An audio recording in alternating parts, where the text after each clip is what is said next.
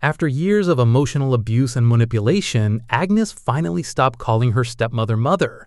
But what happened afterward made Paula's hatred toward Agnes even more disturbing, because in the season finale of The Testaments, Paula completely lost control and revealed something so horrifying that it changes the way we see their relationship. And perhaps the most shocking part isn't that she lashed out, it's what her words may reveal about Commander MacKenzie, June, and the terrifying lengths Gilead was willing to go to. Before getting into the bigger discussion, it's worth quickly recapping how we got here. Throughout Season 1, Agnes has lived under the authority of her father, Commander MacKenzie, and her stepmother, Paula. While Commander MacKenzie has often appeared stern and deeply devoted to Gilead, Paula has consistently been the more openly controlling figure inside the household.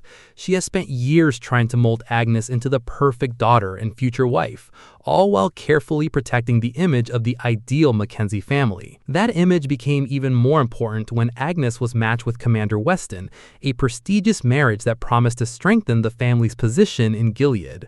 But as viewers eventually saw, the collapse of that engagement would expose just how fragile Paula's world really was. One of the most satisfying moments in the entire season actually came in Episode 7, Commitment.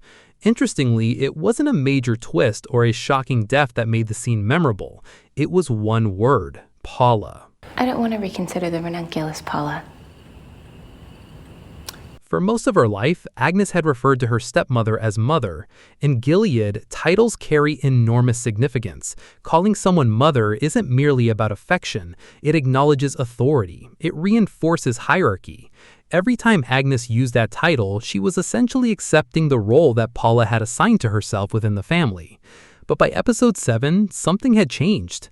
Agnes had been matched with Commander Weston. Because of Weston's status and influence, Agnes suddenly found herself occupying a stronger position than she had ever experienced before. For perhaps the first time, she no longer felt completely powerless. She had gained confidence, and more importantly, she had started to see herself differently. That change became obvious during a conversation about wedding preparations. While discussing flowers and arrangements, Agnes quietly addressed her stepmother by her first name. Not mother. Paula. It's easy to overlook how important that moment was, but in the context of Gilead, it was a tremendous act of defiance. Agnes wasn't shouting, she wasn't openly rebelling, she wasn't breaking any laws, but she was sending a message. She no longer viewed herself as beneath Paula. And what makes the scene so brilliant is that Agnes accomplished this using Gilead's own values. The regime places enormous importance on status and social standing, and Agnes had finally realized that the engagement had given her a measure of protection and influence that Paula could no longer ignore. For years, Paula has exercised power over Agnes inside the household. She controlled her upbringing, her education, and even the way she viewed herself. Yet in that moment, Agnes subtly stripped away the title that had given Paula so much authority. Suddenly, she wasn't mother, she was simply Paula. And you can almost see how deeply the moment unsettled her. Because beneath her confident exterior, Paula has always cared about appearances. Respect matters to her. So even though Agnes's choice might seem small to outsiders, it represented something much bigger. It represented change. Unfortunately for Paula, things would only get worse. By the time the season finale arrives, her carefully constructed world begins falling apart. Commander Weston ends his engagement with Agnes, and with that decision, many of Paula's dreams and ambitions collapse with it. To Paula, the marriage had never been solely about Agnes's happiness. It represented stability, prestige, and the continuation of everything she had worked to build. The McKenzie household had always been one of respectability, and marrying Agnes into a powerful family would only strengthen that reputation. But when Weston walks away, Paula is forced to confront something she has spent years trying to avoid: loss. Suddenly, the future she imagined disappears, and with it comes fear. That's one reason why her behavior in the finale feels so disturbing. What we're witnessing isn't simply anger, it's panic. Her identity has become so intertwined with status and social expectations that the collapse of Agnes's engagement feels like the collapse of her entire world. And instead of processing that fear, she directs it toward Agnes. But Agnes isn't the only person Paula lashes out at. In many ways, the season reveals that Paula has been competing with June Osborne for years. Ironically, June isn't even present, yet her shadow hangs over the entire household. No matter how hard Paula tried, she could never erase the fact that Agnes belonged to someone else first. She could raise her, she could discipline her, she could teach her Gilead's values, but she could never change who her biological mother was. And perhaps that's why June has always represented something threatening to Paula, because June's existence reminds her that some things cannot be controlled.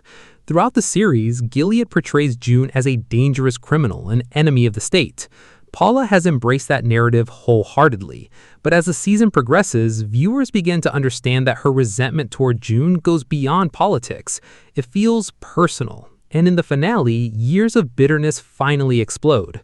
During her drunken confrontation with Agnes, Paula becomes frighteningly cruel. Rather than comforting her stepdaughter after the broken engagement, she chooses to weaponize fear. She reminds Agnes of her origins. She blames June for the dangers surrounding the family. And then she reveals something truly horrifying.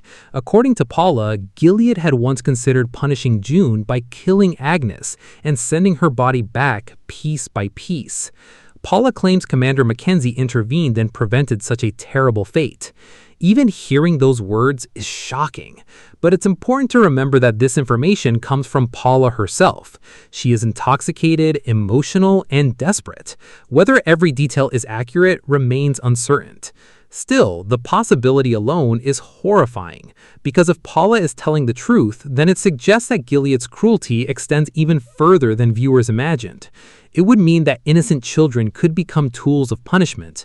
It would mean that revenge and fear are deeply embedded within the system. And perhaps most interestingly, it raises questions about Commander MacKenzie. For much of the season, he has remained a complicated figure. He is unquestionably loyal to Gilead, yet he has also shown genuine affection toward Agnes in his own way.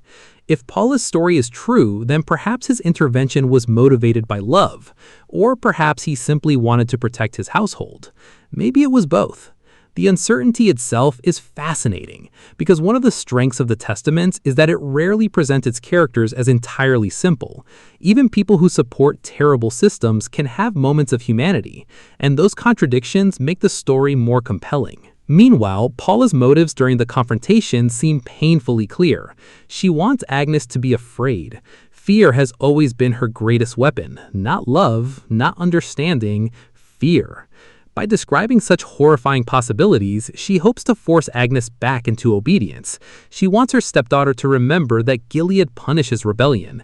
She wants her to accept the roles assigned to her. She wants her to stop questioning. In other words, Paula wants control. But perhaps the greatest irony of all is that in trying to portray June as the source of danger, Paula becomes the terrifying figure in Agnes's life. For years, she convinced herself that June had brought chaos and suffering to the family. Yet in the finale, it isn't June who traumatizes Agnes, it's Paula. It isn't June who uses fear, it's Paula. And it isn't June who lashes out in bitterness and desperation, it's Paula. Without realizing it, she becomes the very thing she spent years condemning. That's what makes the scene so tragic, because beneath all her cruelty, Paula herself is trapped by Gilead. Her worth depends entirely on appearances. Her security depends on status. Her identity depends on maintaining control. And as those things begin slipping away, so does her ability to hide her fear. By contrast, Agnes is slowly changing. The girl who once accepted everything without question is beginning to see the world differently. She's starting to recognize the cracks within the system. She is beginning to understand that titles and appearances are not the same thing as love. And perhaps that's why calling her stepmother Paula in episode 7 feels even more meaningful after watching the finale. Because by the end of the season, Agnes understands something that Paula never truly did. Being called mother doesn't make someone a mother. Real love cannot be demanded, respect cannot be forced, and fear cannot hold people forever. Ironically, despite spending years trying to erase June's influence, Paula may have accomplished the exact opposite. Her cruelty and desperation push Agnes closer to the questions she has always avoided asking. Questions about her identity, questions about her biological mother, questions about the truth behind the world she has grown up in. And perhaps that is Paula's greatest failure. Not losing social standing, not losing the engagements, but losing Agnes. Because by the end of season 1, Agnes no longer sees her as the untouchable authority figure she once feared. She sees her for what she really is, a frightened woman desperately trying to hold together a world that is already beginning to crumble. And perhaps the most disturbing possibility isn't what Paula said during that drunken outburst. It's the possibility that she wasn't lying. Because if Commander MacKenzie truly saved Agnes from such a horrific punishment years earlier, then how many secrets has he hidden from her all this time?